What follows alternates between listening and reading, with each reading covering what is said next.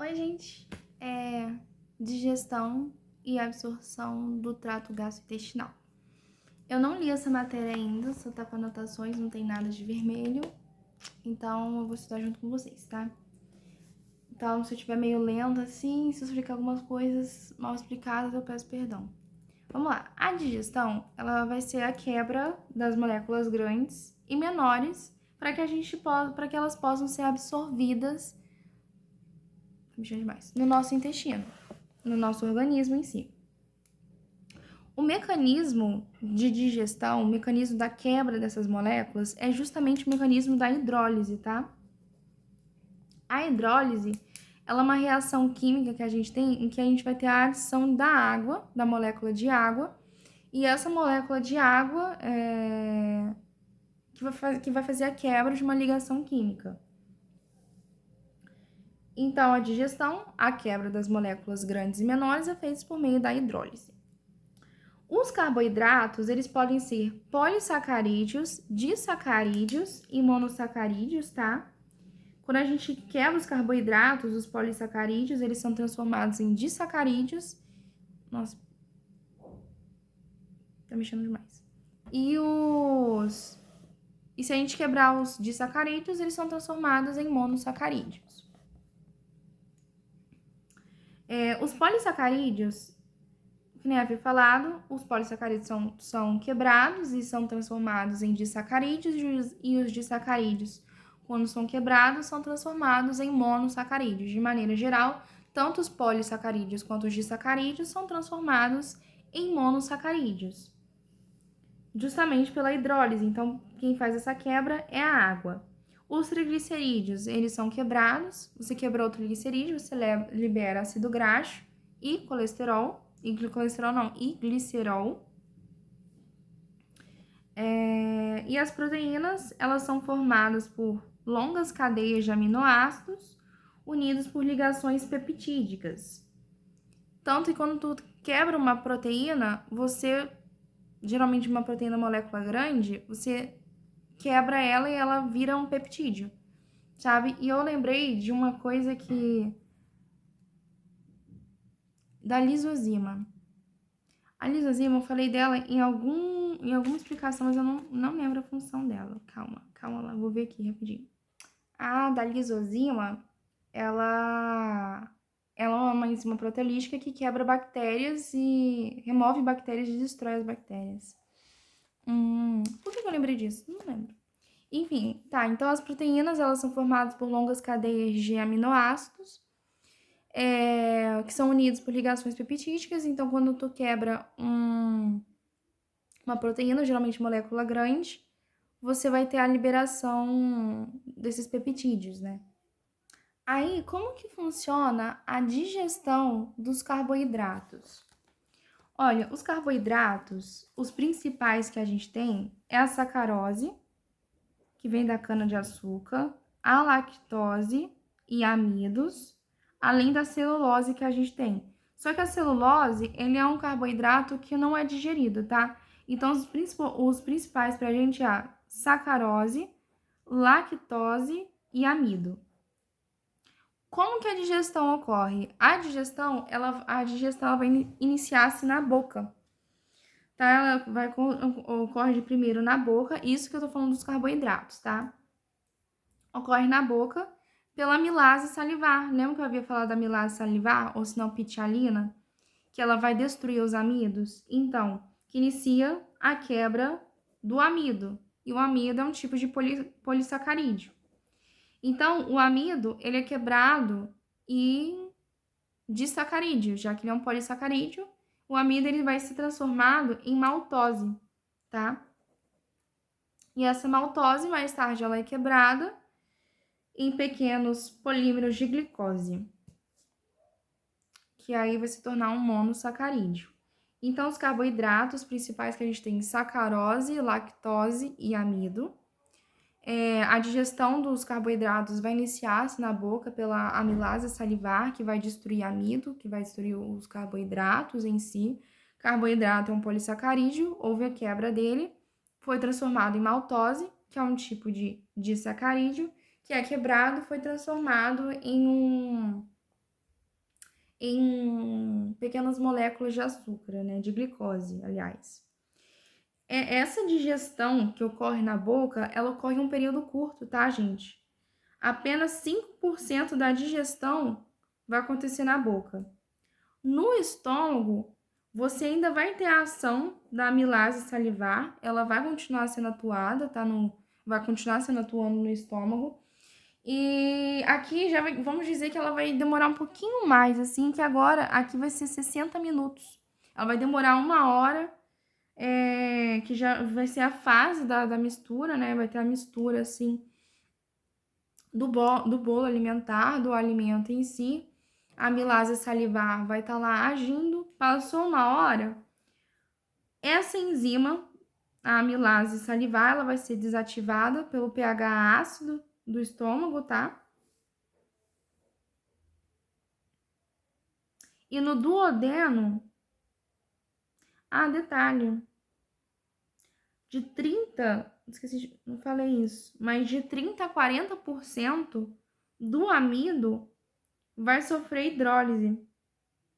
5% do amido sofre hidrólise na boca, 30 a 40% vai sofrer hidrólise no estômago. Aí tá.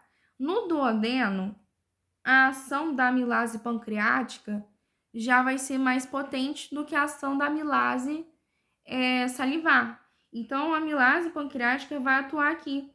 E a amilase salivar, ela vai digerir quase todo o amido e vai transformar ele em maltose. No intestino, a lactase, sacarase e maltase, que vão realizar a hidrólise final, transformando-os em monossacarídeo.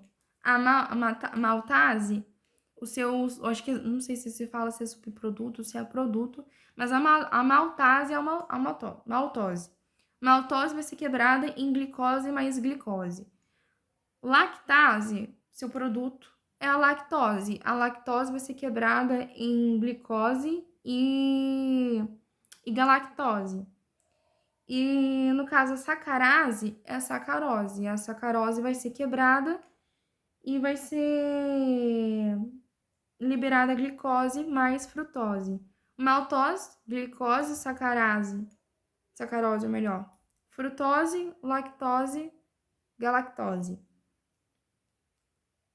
Então, como é que funcionam os carboidratos? Principais: sacarose, sacarose, lactose e amido. Perdão.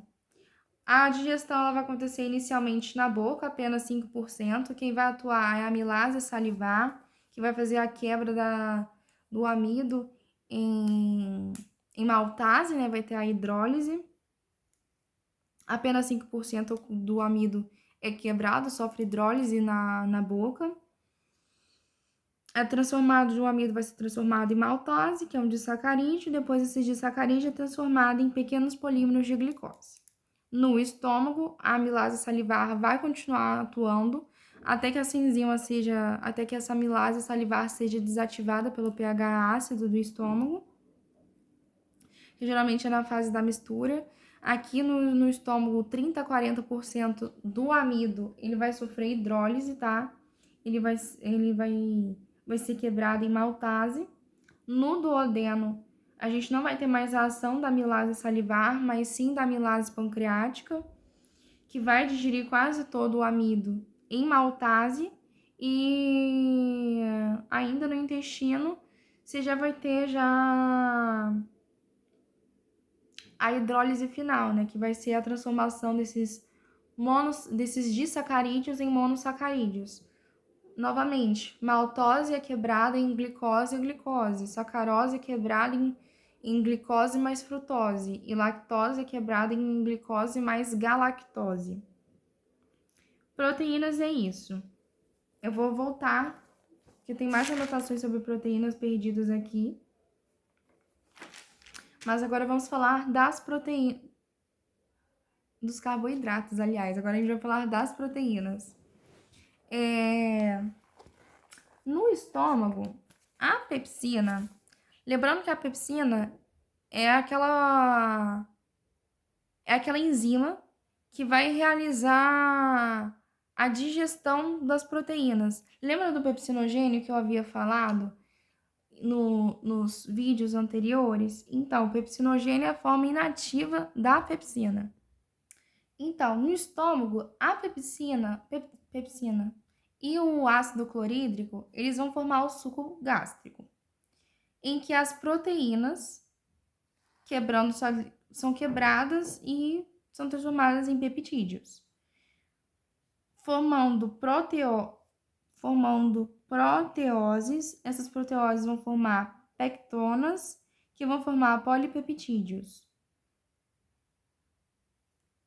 Nossa! Então, no estômago, a pepsina mais o ácido clorídrico vão formar o suco pancreático, não, o suco gástrico. A pepsina, ela vai quebrar as proteínas, quebrou as proteínas, forma proteoses, peptonas e polipeptídeos. Vão atuar também sobre o colágeno, tá? Que atua sobre o colágenos, proteínas em carnes, responsável por 10-20% da digestão. E após o bolo alimentar, na verdade aqui já vai ser o quimo, né? Após o quimo sair do estômago, ele vai para o duodeno, encontra o suco pancreático, que contém tripsina e quimiotripsina. Lembrando que a tripsina e a quimiotripsina, elas são enzimas pancreáticas do pâncreas que vão ser responsáveis por quebrar proteínas grandes em peptídeos, né? Que transformam em polipeptídeos e peptídeos em geral. Esses peptídeos são transportados para dentro dos enterócitos e transformados em dipeptídeos, tripeptídeos e aminoácidos. No citossol do enterócito, são transformados em aminoácidos livres que vão para o sangue e vai para o fígado. Tá, proteínas. As proteínas, elas não vão ser digeridas na boca, elas vão ser digeridas, vão sofrer hidrólise no estômago, por meio da pepsina e do ácido clorídrico, que forma o suco gástrico. Aí quebrou, pelo que eu entendi, eu nem sei, não entendi muito bem o que eu anotei aqui, mas quebrou as proteínas, vai formar as proteoses, pectonas e polipeptídeos. Além do mais, as proteínas, elas vão atuar sobre o colágeno, ou melhor, não atua sobre o colágeno. A pepsina e o ácido clorídrico, eles vão atuar sobre o colágeno e as proteínas de carne, acho que eles vão digerir proteínas de carne também. 10 a 20% da digestão de proteínas vão acontecer aqui. Quando o quimo sai do estômago e vai para o duodeno, ele vai encontrar o suco pancreático. Então, quando o quimo, aqui você já teve, vamos dizer que teve uma parte da destruição das moléculas, das proteínas. As proteínas grandes, elas foram quebradas, porém ainda estão grandes, vamos dizer assim. Então, saiu do estômago, o quimo, vai para o duodeno. No duodeno, vai encontrar o suco pancreático, através das enzimas da tripsina e quimiotripsina, vão quebrar essas moléculas ainda de proteínas integrais, de moléculas grandes, e vão ser transformados em polipeptídeos, ou se não peptídeos. Esses peptídeos, eles são transportados para dentro dos enterócitos e são transformados em despeptídeos e tripeptídeos e aminoácidos. No citossol desses enterócitos, são transformados em aminoácidos livres. E esses aminoácidos livres, eles vão para o sangue e vai para o fígado depois lá na circulação hepática. Não é difícil não, mas é só um chatinho das proteínas. Tá, agora da gordura, mais especificamente do triglicerídeo. Depois eu vou falar do colesterol. Na gordura, triglicerídeo vai acontecer na boca também, tá? Que faz a digestão inicia-se na boca. Eu chuto eu chuto, não tenho certeza. Deve ser por causa da lipase salivar.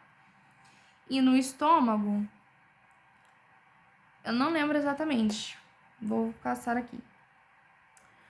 No estômago, não tem assim, né? Deve ser por causa do intestino, né? No intestino eu sei, por causa que vai ter a ligação lá com o pâncreas, por causa da lipase pancreática, né? Agora no estômago eu não sei porque inicia no estômago. Vamos, deve ter escrevido, né? Vamos ver, né? Lá, gordura, triglicerídeos, especificamente. Como que ocorre a digestão? Ocorre na boca e no estômago. Na boca, a enzima que atua é a lipase lingual. Não é a lipase salivar. Isso não é a mesma coisa, não? Não é a mesma coisa. A lipase lingual, ela é produzida pelas glândulas de von Ebner, que ficam na língua. Agora, a lipase salivar, né, já é produzida pelas parótidas submandibular e sublingual. Entendi. Ai, perdão. Então, ocorre na boca e no estômago. Na boca, quem vai atuar a lipase lingual, pela glândula de von Ebner, né, que eu havia falado. E ela continua pelo estômago. Aqui na boca e no estômago, pelo que eu entendi, apenas 10% da gordura é digerida, tá? Como que acontece a emulsificação de gordura? Quem vai entrar aqui, eu acredito que deve ser, no caso, a bile, né? Que a gente havia visto lá na secreção biliar. Quebra das grandes moléculas de gordura em pequenas moléculas. Ah, tá. O que é emulsificação?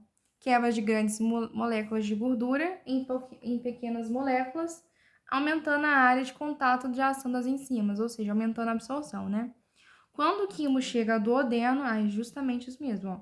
A bile é liberada e os sais biliares que ficam ao redor das gotas de gordura diminuem a tensão superficial, transformando em micelas que são solúveis à água. O que acontece? Quando o quimo, quando tem presença de gordura no quimo, ele chega no duodeno. Lembra que eu havia falado que a bile, ou melhor, a vesícula biliar ela vai sofrer uma contração por causa da colicistocinina? Fez uma contração lá na ampola de Vater, lá no esfíncter de Oddi, esse que estava contraído, ele se relaxa, vai liberar o conteúdo biliar, né? Liberando o conteúdo biliar. Ao redor das ao redor das gotículas de gordura, ficam os sais biliares. E esses sais biliares, eles são organizados em micelas. E essas micelas, elas têm dentro delas ácidos graxos, lipídios, colesterol, gordura em si, né, basicamente. Quando a bile é liberada, a bile vai diminuir a tensão superficial dessas micelas, então vai fazer com que essas micelas sejam mais solúveis à água. Por isso que... Ai, gente, cansei. Minhas costas doendo. Por isso que é dessa maneira que a gordura ela é absorvida, né, digerida, né? Sofre a hidrólise. Depois que elas são emulsificadas, elas estão prontas para digestão química realizada pela lipase pancreática. Então, primeiro elas são transformadas em micelas, né, por meio da emulsificação, e elas vão ser digeridas vão realizar a digestão química por meio da lipase pancreática, em que os triglicerídeos eles são quebrados em ácido graxo e glicerol. Justamente que eu havia falado que a lipase pancreática, eu havia falado isso lá lá nas enzimas pancreáticas. Ela quebra os triglicerídeos em ácidos graxos, exatamente. No caso do colesterol, quem vai quebrar o colesterol são a colesterol esterase, meu Deus, esqueci. Colesterol, acho que é esterase mesmo. Esterase. que vai lá fazer a quebra dos ésteres de colesterol, né, aliás. Então, ó, continuando, ainda sobre a gordura dos triglicerídeos. O bloqueio da digestão de gordura vai ocorrer quando há pouca bile. Se você tem pouca bile, você não consegue emulsificar a gordura. Não conseguir emulsificar a gordura, não vai ter a formação de micelas.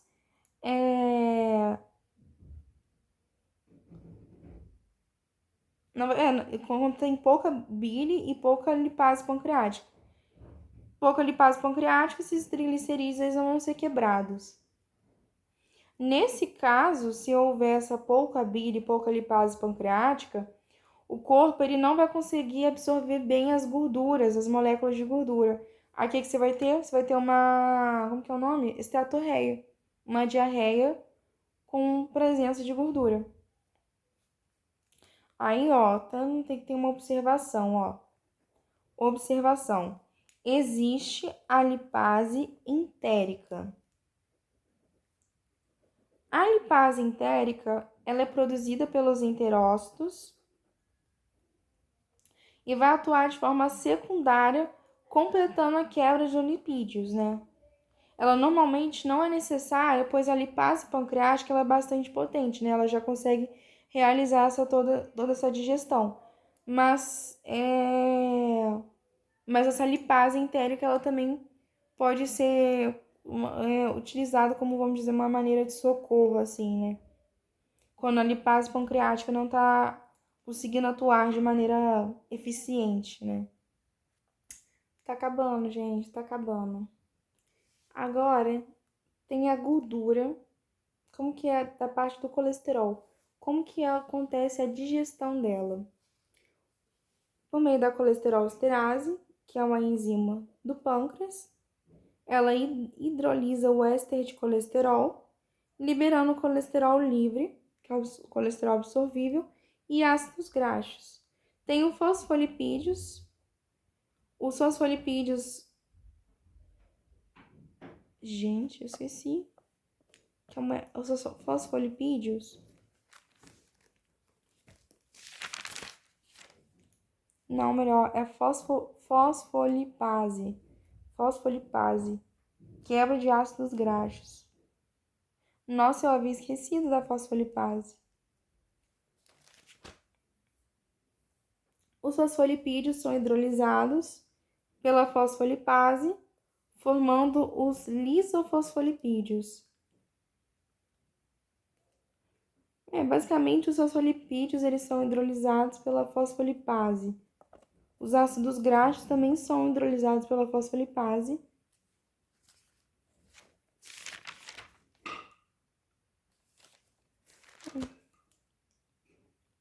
Formando lisofosfolipídios. Não sei o que é esses lisos.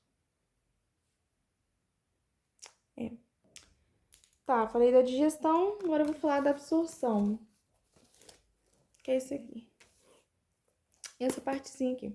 A absorção. O estômago, ele não participa da absorção, tá, gente?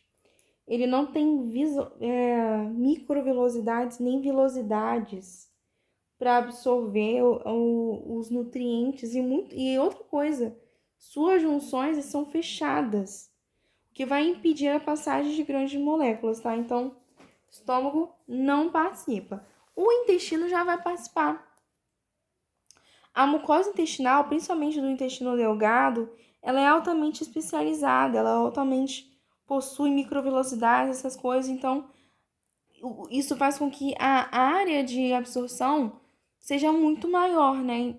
Tanto que ela tem 3 níveis de pregas que aumentam a superfície de contato. Nossa, nem lembrava disso. Válvulas coniventes, ou se não, pregas de Kerckring, Kerckring,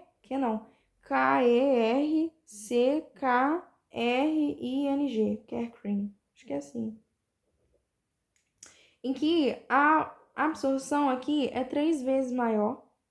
Tem as vilosidades intestinais, em que é mais ou menos 10 vezes maior. E as microvilosidades são camadas, tá, gente? Do intestino delgado. A absorção aqui é de mais ou menos de 20 a 30 vezes maior do que em comparação às outras, né? Então, a mucosa intestinal do intestino delgado é altamente especializada, possui uma grande área de absorção, né? Alveolar tem 3 camadas, 3 pregas. Primeira, válvula coniventes. Que susto. Válvulas coniventes. Como é que eu vou gravar isso? Ou pregas de Kerckring. É o único nome, acho que complicado. 3 vezes maior, velocidades intestinais 10 vezes maior e microvelocidades aproximadamente de 20 a 30 vezes maior assim. A água, ela é absorvida principalmente no intestino delgado, tá? E esse mecanismo da água é por osmose, a água ela gosta de osmose, né? A água ela passa da luz intestinal, vai para a mucosa, da mucosa vai para o sangue das vilosidades.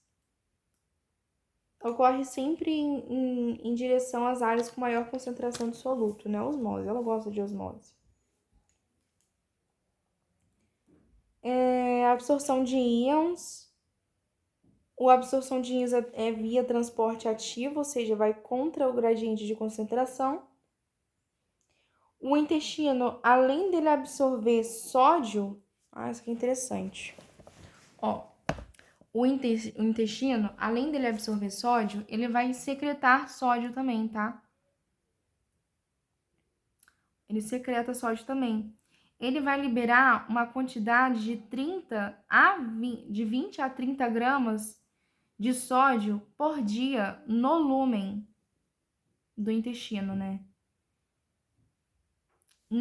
E a gente faz a ingestão normalmente diária de 5 a 8 gramas de sódio por dia, né? Aí, para compensar essa secreção e a digestão, o intestino ele precisa absorver quase todo o sódio que é secretado, mais do que veio da dieta, sabe? Que a gente realiza, né? Que é através da nossa alimentação. Eu acho também contraditório, porque ele secreta para absorver, sabe? Ele vai secretar o sódio no lume, só que ele vai precisar absorver todo o sódio que ele secretou. Eu acho isso meio até contraditório, assim. A absorção, eu não sei se pode ter uma alternativa que fale sobre isso, mas a absorção do sódio no intestino, ela é semelhante à aldosterona, tá? Então, olha só, absorção de íons, absorvido via transporte ativo.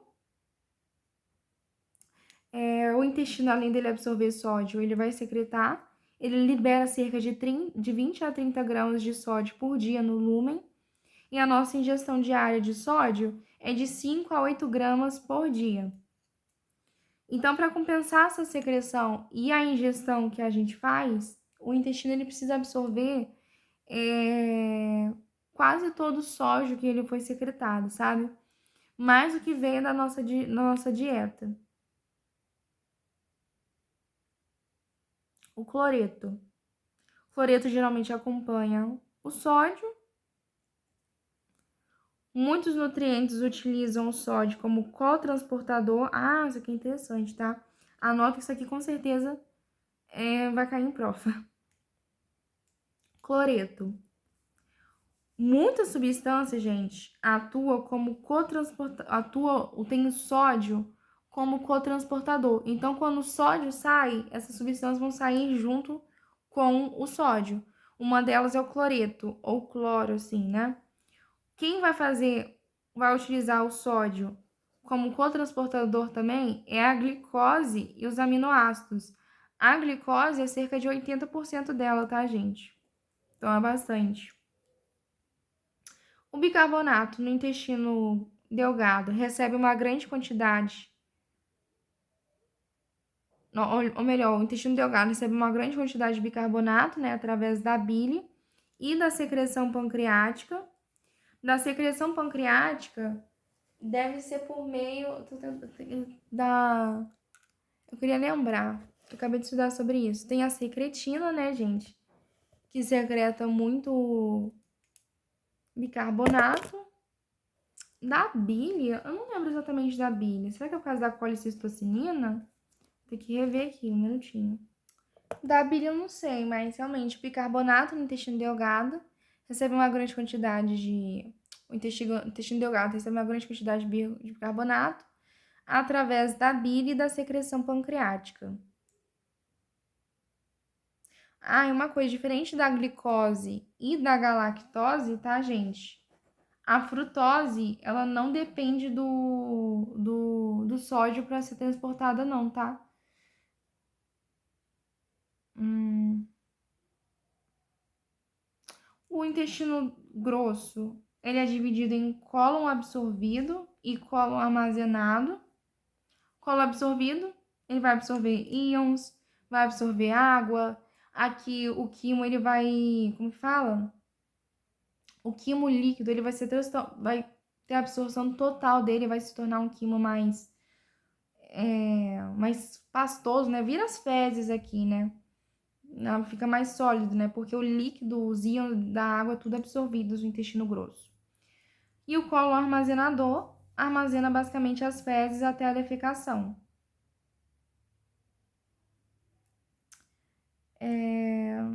E é isso, gente.